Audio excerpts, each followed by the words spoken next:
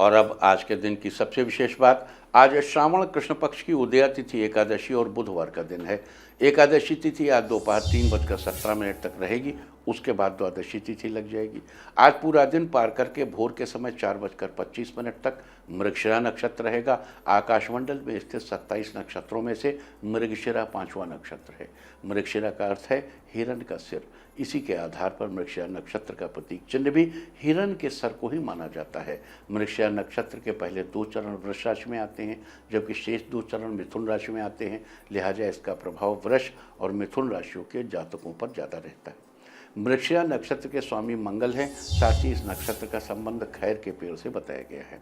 लिहाजा जिन लोगों का जन्म मृगशिरा नक्षत्र में हुआ हो या जिनकी राशि वृष या मिथुन है, उन लोगों को आज खैर के पेड़, जिससे पान में लगाने वाला कत्था बनता है, उसकी उपासना करनी चाहिए। साथ ही आज इस बात का ध्यान रखना चाहिए कि आप खैर के पेड़ को किसी भी प्रकार का नुकसान न पहुँचाएं। आज के दिन ऐसा करने से आपको शुभ फलों की प्राप्ति होगी। तो ये थी चर्चा मृगशिरा नक्षत्र की। और अब बात करते हैं आज किए जाने वाले कामदा एकादशी व्रत के बारे में। श्रावण मास के कृष्ण पक्ष की एकादशी तिथि को कामदा एकादशी का व्रत करने का विधान है। कुछ पुराणों के अनुसार कामदा एकादशी को उपवास करने से श्रेष्ठ संतान की प्राप्ति होती है, लेकिन इस बात में एक पेच ये है कि ये एकादशी कृष्ण पक्ष की एकादशी है और हेमाद्रि के अनुसार जिनको पहले से पुत्र हो उन्हें कृष्ण पक्ष की एकादशी पर उपवास नहीं करना चाहिए। एकादशी का व्रत नित्य और काम्य दोनों है। नित्य का मतलब है जो व्रत गृहस्थ के लिए करना जरूरी हो, और काम्य व्रत का मतलब है किसी वांछित वस्तु की प्राप्ति के लिए किया जाए। यहाँ साफ साफ समझ लेना चाहिए कि दोनों पक्षों की एकादशी पर व्रत केवल उनके लिए नित्य है जो गृहस्थ नहीं है। जो गृहस्थ नहीं है, गृहस्थों के लिए केवल शुक्ल पक्ष की एकादशी ही नित्य है, कृष्ण पक्ष में नहीं।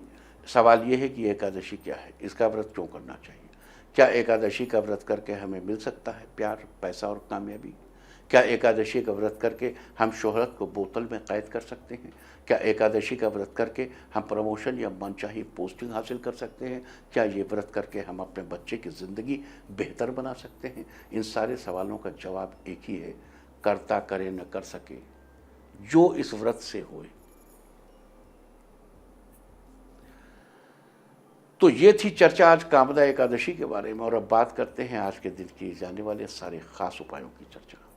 अगर आप निरंतर रूप से आर्थिक उन्नति चाहते हैं तो आज कामदा एकादशी के दिन स्नान, पहले यहाँ ये क्लियर कर लें कि आपको व्रत करना है कि नहीं करना है। देखिए, हेमाद्रि एक मध्यकालीन निबंध है जो ये कहता है कि जिसके पहले से पुत्र हो उसको ये व्रत नहीं करना चाहिए। तो अगर जिसके पहले से पुत्र न हो वो तो ये कर सकता है ना भाई, बात क्लियर हो गई। तो इसलिए वैसे गृहस्थों के लिए शुक्ल पक्ष की एकादशी नित्य है और ये एकादशी काम्य है। तो अगर पुत्र की कामना है, आप शुक्ल पक्ष की एकादशी, तो वैसे भी हम सबको कहते हैं सब लोग करो अगर संतान चाहिए तो, पुत्र चाहिए तो, लेकिन ये एक कामदा एकादशी विशेष रूप से है। आप करना चाहें तो इस व्रत को कर सकते हैं, हानि नहीं होगी आपकी, लेकिन ये आपके ऊपर नित्य नहीं है। वास्तव में ये व्रत केवल सन्यासियों के लिए, ये समझ लीजिए। लेकिन अगर कुछ विशेष कामना है तो करिए। तो अब चलते हैं, आगे बढ़ते हैं। तो अगर आप निरंतर रूप से आर्थिक उन्नति चाहते हैं तो आज कामदा एकादशी के दिन स्नान आदि से निवृत्त होकर साफ कपड़े पहनकर तुलसी के पौधे के सामने घी का दीपक जलाएं और ओम नमो भगवते नारायणाय बोलते हुए 11 बार तुलसी के पौधे को प्रणाम करें। 11 बार बोलिए और हर बार प्रणाम करिए। आज के दिन ऐसा करने से आर्थिक उन्नति की रफ्तार तेजी से बढ़ने लगेगी। अगर आपके बिजनेस का फ्लो धीमी गति से चल रहा है तो आज श्री विष्णु की पूजा के समय एक पीले रंग का कपड़ा लेकर उसमें 2 हल्दी की गांठ, एक चांदी का सिक्का और एक पीले रंग की कौड़ी रखकर उस कपड़े में गांठ लगाकर पोटली बना लें। अगर आप चांदी का सिक्का रखने में समर्थ नहीं है तो एक साधारण 1 रुपये का सिक्का उस पोटली में रख दें। अब उस पोटली को भगवान का आशीर्वाद देकर अपने धन रखने वाले स्थान पर रख दें। आज के दिन ऐसा करने से आपका व्यापार तेज गति से चलने लगेगा। अगर आपके दाम्पत्य जीवन से मधुरता कहीं गायब हो गई है या आपके रिश्ते की ऊष्मा कम हो गई है तो आज एक कच्चा जटा वाला नारियल लेकर उसे एक पीले कपड़े में लपेट लें। अब नारियल पर उस कपड़े को मौली की सहायता से बांध दें और श्री विष्णु मंदिर में अर्पित कर दें। आज के दिन ऐसा करने से आपके दाम्पत्य जीवन में मधुरता बनी रहेगी। अगर आपके प्रेम विवाह में लंबे समय से दिक्कतें आ रही हैं तो आज स्नान के बाद श्री विष्णु और माँ लक्ष्मी की मूर्ति या फोटो के आगे बैठकर ओम लक्ष्मी नारायणाय नमः, ओम लक्ष्मी नारायणाय नमः मंत्र का एक माला जप करें। एक माला में 108 दाने होते हैं, यानी आपको 108 बार ओम लक्ष्मी नारायणाय नमः मंत्र का जाप करना है। जब पूरा होने के बाद हाथ जोड़कर श्री विष्णु और माता लक्ष्मी से अपने प्रेम विवाह की सफलता के लिए प्रार्थना करनी चाहिए। आज इस प्रकार मंत्र जप और प्रार्थना करने से आपके प्रेम विवाह में आ रही परेशानियों का हल जल्द ही निकलेगा। अगर आपके पारिवारिक जीवन में परेशानियां चल रही हैं या आपके परिवार के सदस्यों के बीच अनबन चल रही है जिसके चलते कोई एक दूसरे से अच्छे से बात नहीं करता, तो आज श्री विष्णु की पूजा के समय दक्षिणावर्त शंख में जल भरकर भगवान विष्णु को अर्पित करें। जल में थोड़ा सा गंगा जल भी डाल दें तो अच्छा होगा। पूजा के बाद शंख में भरे उस जल को परिवार के सब सदस्यों में प्रसाद के रूप में बांट दें। आज के दिन ऐसा करने से आपके परिवार के सदस्यों के बीच चल रही परेशानियां कम होंगी। अगर आपको लंबे समय से अच्छी नौकरी नहीं मिल पा रही है या आपका प्रमोशन किसी कारण से अटका हुआ है तो आज एक कच्चे मिट्टी के घड़े में गेहूं भरकर उस पर ढक्कन लगाकर घड़े को किसी सुपात्र ब्राह्मण को दान कर दें और अपनी बेहतरी के लिए उनके पैर छूकर आशीर्वाद लें। आज के दिन ऐसा करने से आपको जल्द ही अच्छी नौकरी मिलेगी। अगर आप लंबे समय से कर्ज के बोझ से परेशान हैं तो आज स्नान आदि के बाद पीपल के वृक्ष पर 11 बार कच्चा सूत लपेटते हुए परिक्रमा करें। परिक्रमा पूरी होने के बाद पीपल की जड़ में जल अर्पित करें और हाथ जोड़कर कर्ज से जल्दी मुक्ति पाने के लिए प्रार्थना करें। आज ऐसा करने से जल्द ही आपके ऊपर से कर्ज का बोझ उतर जाएगा। अगर आप आज के दिन किसी शुभ कार्य के लिए घर से बाहर जाने वाले हैं तो घर से निकलते समय हल्दी का तिलक लगाकर जाएं, आपके सारे काम बनेंगे।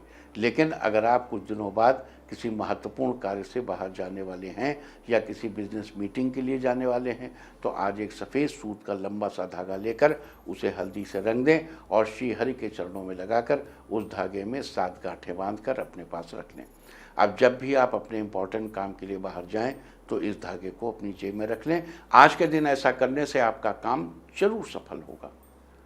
लाख कोशिशों के बाद भी अगर आपकी आर्थिक स्थिति डामाडोल बनी हुई है और आपको धन लाभ नहीं हो पा रहा है तो आज श्री विष्णु के निमित्त कामदा एकादशी का उपवास रखें।